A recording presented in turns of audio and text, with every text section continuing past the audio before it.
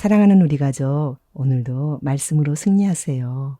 매주 화요일, 목요일에 업로드되는 엄마와 함께하는 화목예배, 오늘의 말씀은 창세기 9장 26절, 27절입니다. 또 이르되 셈의 하나님 여호와를 찬송하리로다.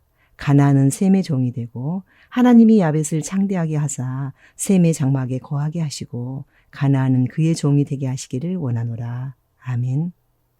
저주받은 함의 후손은 현재 아프리카 족속과 가나안 족속이며 셈과 야벳의 지배를 받는 종으로 전락했습니다. 아버지의 수치를 의도적으로 폭로하고 즐거움을 만끽한 결과 자손 대대로 가문의 저주를 받았습니다. 셈과 야벳은 뒷걸음질로 덮어주고 자손 대대로 복을 받고 있습니다. 잘못은 함이 했는데 왜 그 아들 가나안이 저주를 받았을까요? 아들은 아버지의 등을 보고 자란다는 말이 있습니다. 어떤 일을 답습하고 따라하는 것은 유전이 아니라 가치관의 전달입니다. 죄는 유전되는 것이 아니라 답습되는 것입니다. 하나님은 그것을 답습할까 봐 걱정하시는 것입니다. 잘못을 저지른 사람은 함인데 그의 아들 가나안이 저주를 받는 것을 보면 이미 가나안이 답습했고 할아버지 노아의 허물을 소문내는데 함께 했다고 봅니다. 남의 허물을 쉽게 소문내는 함의 태도가 아들 가나안에게 고스란히 답습된 것입니다. 창세기 9장 22절에서 가나안의 아버지 함이라고 가나안을 앞세운 것에서 그 정보를 얻을 수 있습니다. 가나안이 아버지 함과 함께 현장에 있었거나 할아버지 노아를 모독하는 일에 더 적극적으로 참여했을 것입니다. 그렇다면 아버지 함의 모습을 답습한 가나안이 저주를 받는 것은 당연한 순서입니다. 가나안은 아버지보다 더했지 덜하지는 않았을 것입니다. 왜냐하면 답습한 지식은 양심의 가책 없이 실행되기 때문입니다. 아버지 함의 죄 때문에 죄 없는 아들 가나안을 벌하시는 하나님은 아니십니다. 또 함이 한 번 실수한 것 가지고 꼬투리를 잡고 벌하시는 하나님도 아니십니다. 에스겔 18장 2절에서 아버지가 신포도를 먹었다고 아들의 이가 쉬지 않는다고 말씀하셨습니다. 각자의 죄에 대하여는 각자가 스스로 책임을 져야 한다는 말씀입니다. 함에 대한 저주는 단순히 노아의 사적인 분노 때문이 아니라 하나님의 언약 역사를 맡은 선지자로서 하나님을 대신한 행동입니다.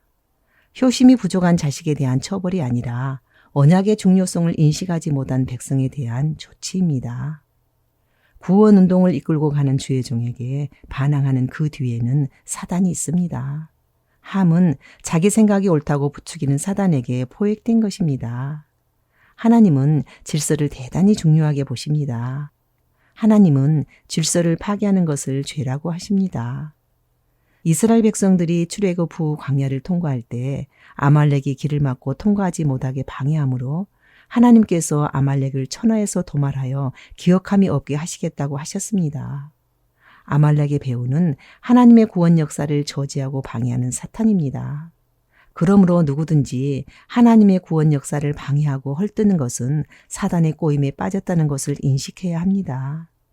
하나님의 자녀가 된 우리는 하나님의 구원 운동에 협력하고 돕는 자가 될지언정 방해하고 손해주는 자가 되지 말아야 합니다. 사랑하는 우리 가족, 우리의 삶에서 남의 허물을 덮어주거나 파헤치는 둘 중 하나일 것입니다. 남의 허물을 덮어주십니까? 아니면 남의 허물을 파헤치십니까? 우리는 하나님의 질서를 존중하든지 무시하든지 둘 중 하나일 것입니다. 질서를 존중하십니까? 아니면 무시하십니까? 나로 인해 후손에게 복이 흘러가든지 저주가 흘러가든지 둘 중 하나일 것입니다. 무엇이 흘러가고 있습니까?